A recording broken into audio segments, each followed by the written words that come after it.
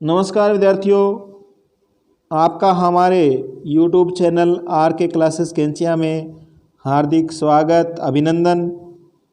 प्रिय विद्यार्थियों, आज हम हमारा राजस्थान कक्षा 7 का अध्याय 4 पढ़ेंगे। बहुत ही महत्वपूर्ण है, तो शुरुआत करते हैं। नाथू एक किसान है जिसने अपने खेत पर मूंग की फसल पैदा की। पिछले वर्ष मूंग की कीमत बहुत अधिक थी, अतः क्षेत्र के सभी किसानों ने मूंग की फसल बोई। ज़्यादातर यही होता है, पहले साल जो फसल अच्छी बिकती है, अच्छी उसकी कीमत मिलती है, वही फिर दूसरे साल हम बोते हैं। परिणाम यह हुआ कि अब मूंग की पैदावार अधिक होने से उसे बेचने में कठिनाई का सामना करना पड़ रहा है। स्थानीय स्तर पर उसने फसल को बेचने के काफ़ी प्रयास किए। यदि कोई फसल खरीदने को तैयार भी होता तो दाम बहुत कम देना चाहता है। इससे नाथू काफ़ी परेशान है। इस समस्या का नाथू जैसे कई किसान सामना करते हैं। फसल की अच्छी पैदावार होने पर उन्हें उपज का सही दाम नहीं मिल पाता, इसलिए सरकार द्वारा कृषि उपज मंडियों की व्यवस्था की गई है। सरकार द्वारा कृषि उपज मंडियों की व्यवस्था क्यों की गई है? क्योंकि किसानों को उनकी फसल या अच्छी पैदावार का सही दाम उन्हें मिल जाए। राजस्थान में कृषि उपज मंडी एक बाजार है। कृषि उपज मंडी क्या है? एक बाजार है जहां कृषि उपज को खरीदा और बेचा जाता है, किंतु यह सामान्य बाजारों से अलग है। यह बाजार न केवल कृषि जिन्सों की बिक्री और खरीद की सुविधा प्रदान करता, बल्कि क्षेत्रीय विकास और ग्रामीण कल्याण में भी मदद करता है। कृषि उपज मंडी क्षेत्रीय विकास और ग्रामीण कल्याण में भी सहायता करता है। इन बाजारों के माध्यम से किसानों को अपनी उपज का उचित मूल्य दिलाने का प्रयास किया जाता है। ये बाजार नियमों के आधार पर संचालित होते हैं, कानून बने होते हैं, नियम बने होते हैं, इसलिए इन्हें विनियमित बाजार कहा जाता है। कृषि उपज मंडी को विनियमित बाजार क्यों कहा जाता है? क्योंकि ये नियमों के आधार पर संचालित होते हैं।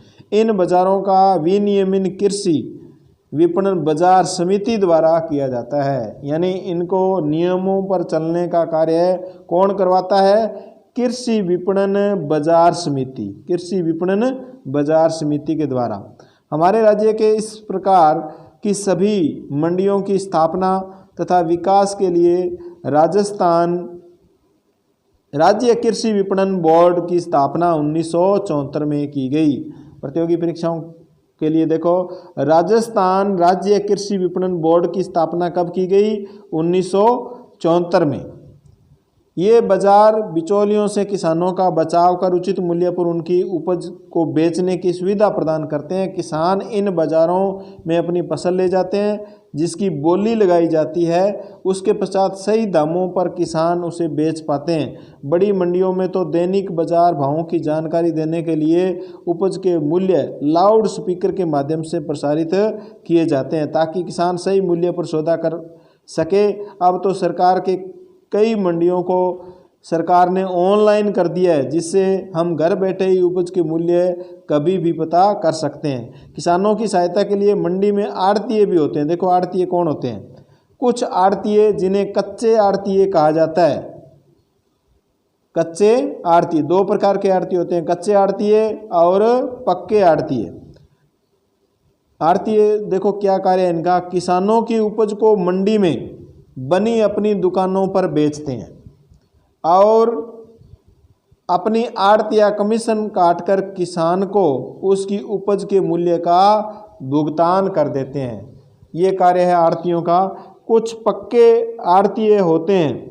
इन कच्चे आड़तियों से थोक व्यापारियों या मिल वालों के लिए उपज की खरीदारी करते हैं। यानी कच्चे आड़तियों से कौन खरीदते हैं? पक्के आड़ती है वो खरीद लेते हैं।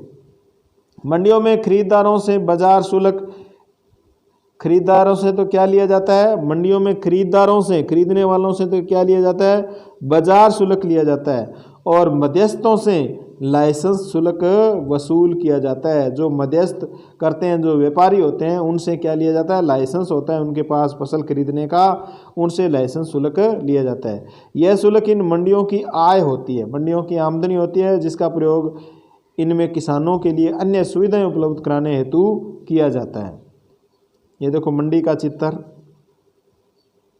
राज्य में नियमन के लिए कृषि जिन्सों जैसे अनाज, दलहन, तिलहन, कपास, लघु वनोपज आदि का अधिसूचित किया गया है। देखो कौन सी फसलों को अधिसूचित किया गया है? अनाज को, दलहन, तिलहन, कपास, लघु वन उपज आदि को अधिसूचित किया गया है। वन उपज का मतलब वनों से होने वाली उपज को अधिसूचित किया गया है। राज्य की जोधपुर मंडी जीरे, देखो अब ये प्रतियोगी परीक्षाओं में पूछा जाता है, जीरे के लिए कौन सी मंडी है वो विश्व में प्रसिद्ध है? कौन सी मंडी जीरे के लिए विश्व प्रसिद्ध है? तो जोधपुर मंडी जीरे के लिए विश्व प्रसिद्ध है। धनिया, धनिया सबसे ज़्यादा कहाँ होता है? धनिया देखो, धनिया होता है रामगंज मंडी। कौन सी मंडी में? रामगंज मंडी कोटा में। तो ये भी आपको याद रखना है, धनिया सबसे ज़्यादा या इसके लिए जो सबसे बड़ी मंडी है धनिया की वो है कोटा रामगंज मंडी। मेथी के लिए, और ये जो रामगंज मंडी है ये मेथी के लिए भी विश्व प्रसिद्ध है। यानी धनिया और मेथी दोनों के लिए कौन सी मंडी विश्व प्रसिद्ध है? रामगंज मंडी कोटा जिले में है।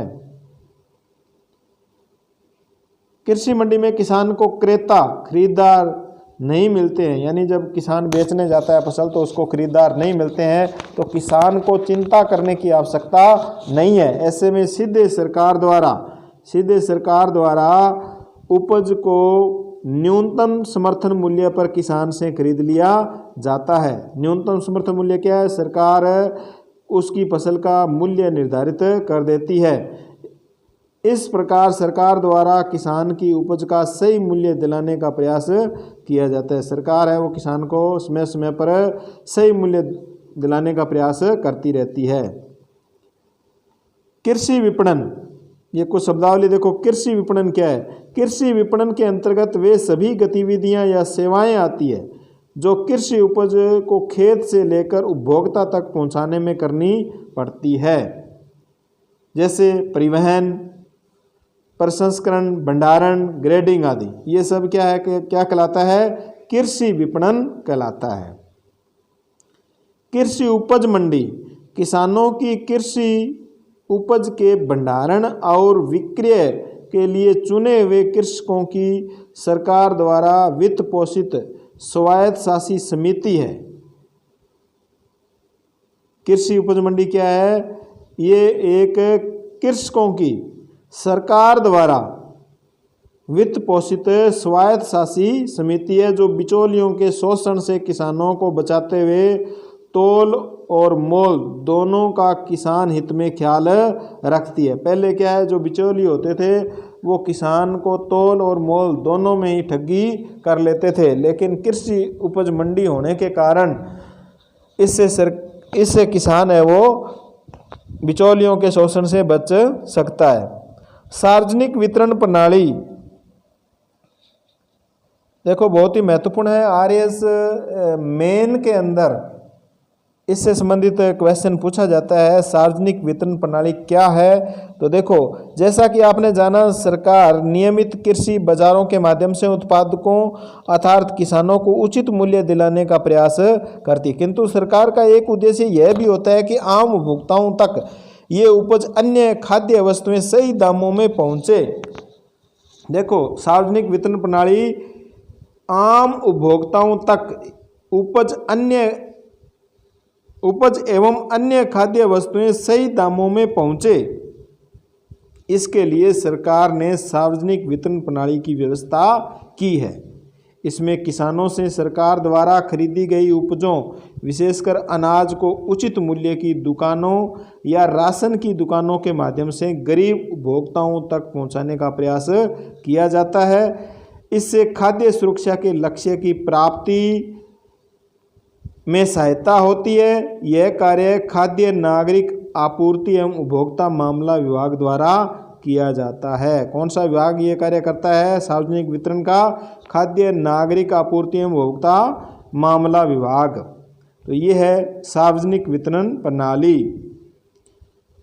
सार्वजनिक वितरण प्रणाली पीडीएस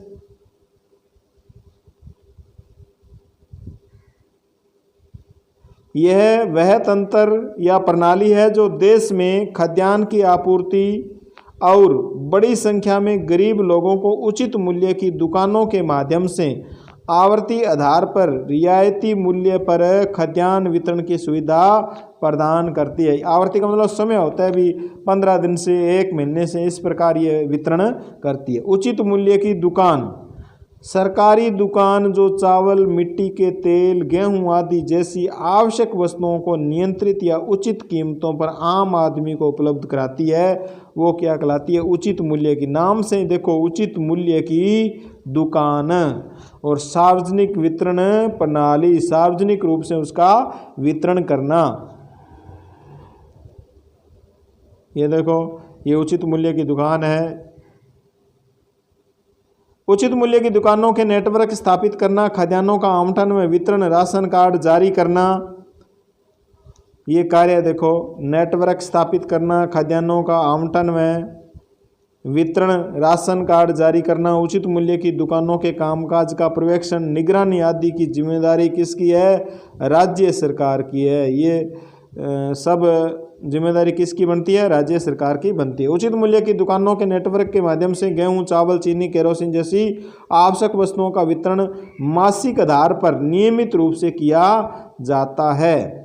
वर्तमान में प्रत्येक जिले में राज्य की उचित मूल्य की दुकानों पर point of sale POS machine, आपने मशीन देखी होगी, जो उचित मूल्य की दुकान है उस पर एक मशीन लगती है और उस मशीन के द्वारा उपभोक्ताओं को बायोमेट्रिक स्थापन के उपरांत, यानी उस मशीन को आधार कार्ड से जोड़ दिया गया है और जैसे ही हम अंगूठा लगाएंगे तो हमारे पास हमें कितनी गेहूं प्राप्त होनी है इसका मैसेज है वो फ़ोन पर आ जाता है। राशन सामग्री का वितरण किया जा रहा है। इससे न केवल सार्वजनिक वितरण प्रणाली की सामग्री की कालाबाजारी पर अंकुश लगा, बल्कि लक्षित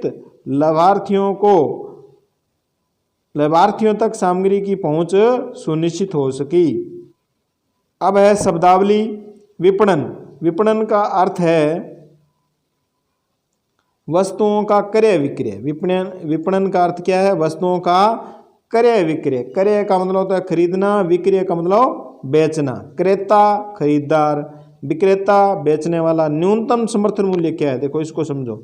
सरकार द्वारा निर्धारित मूल्य, सरकार है वो फसल का मूल्य निर्धारित कर देती है जिस पर किसानों द्वारा बेचे जाने वाले माल को खरीदने हेतु सरकार तैयार रहती है। सरकार कहती है किसान को, भी अगर आपका अनाज या फसल कोई और नहीं खरीदेगा तो सरकार आपको इस रेट पर खरीदने के लिए तैयार है, आप सरकार को चाहो तो बेच सकते हैं। तो ये है उचित न्यूनतम समर्थन मूल्य।